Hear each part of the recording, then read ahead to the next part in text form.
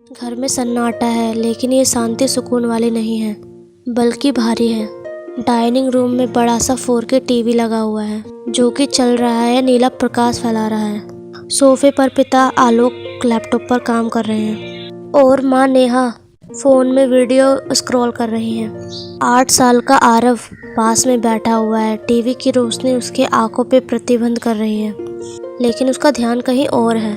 आरव को स्कूल में एक असाइनमेंट मिला है, मेरा परिवार और मेरा सबसे खुशी वाला दिन। आरव अपनी नोटबुक लेकर नेहा के पास जाता है। आरव, मम्मी क्या आप मेरी मदद करेंगी? मुझे समझ नहीं आ रहा है कि खुशी वाला दिन कौन सा लिखूं। नेहा बिना नजरें हटाए, बेटा अभी मैं बिजी हूँ, अपने बर्थडे पार्टी के बारे में लिख दो। कितने महंगे खिलौने मिले थे तुम्हें? या फिर तुम अपने पापा से भी पूछ सकते हो, जाओ अपने पापा से पूछ लो एक बार। आरव फिर पापा के पास जाता है। आलोक चिढ़ते हुए कहता है, आरव देखो पापा काम कर रहे हैं, जाओ टीवी देखो या वीडियो गेम खेलो, लेकिन मुझे डिस्टर्ब मत करो। आरव बहुत उदास हो जाता है और अपने कमरे में चला जाता है और वहाँ बहुत अंधेरा है। वह अपने टेबल लैंप जलाता है और लिखना शुरू करता है।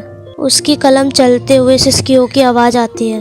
वह महंगे खिलौने के बारे में नहीं लिखता, वह उस सन्नाटे के बारे में लिखता है जो उसे रोज़ सुनाई देता है। आरव उदास होकर अपने दिल की सारी बात लिख देता है। अगले दिन टीचर सब बच्चों के निबंध पढ़ रही है। जब आरव की बारी आती है तो वह हिचकिचाता है। टीचर खुद उसका निबंध पढ़ना शुरू करती है और जैसे जैसे वह पढ़ती है उसकी आंखों में आंसू आ जाते हैं और वह अफसोसजनक रोने लगती है। उसमें लिखा होता है, मेरे घर में टीवी बहुत बड़ा है, पर बातें बहुत छोटी होती हैं। पापा कहते हैं कि वो मेरे लिए कमाते हैं, पर वह मेरे साथ समय बिताना भूल जाते हैं।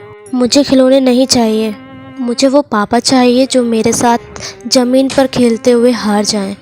मुझे वो मम्मी चाहिए जो फ़ोन की स्क्रीन से ज़्यादा मुझे देखे, मेरी आंखों में देखे। मेरा सबसे खुशी वाला दिन वो होगा जब घर का टीवी बंद होगा, जिस दिन हम एक दूसरे को सुनेंगे और प्यार करेंगे। मम्मी पापा मुझे प्यार से गोद में बिठाकर खिलाएंगे जैसे कि मैं छोटा बच्चा हूँ।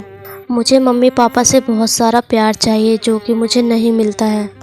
मैं मन ही मन बहुत उदास रहता हूँ।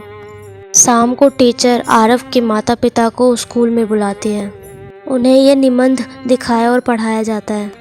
उसे पढ़ने के बाद आरव और नेहा को लगता है जैसे किसी ने उन्हें आईना दिखा दिया। उनको एहसास होता है कि उन्होंने आरव को स्टैंडर्ड ऑफ लिविंग तो दे दिया, लेकिन क्वालिटी ऑफ लाइफ देना भूल गए।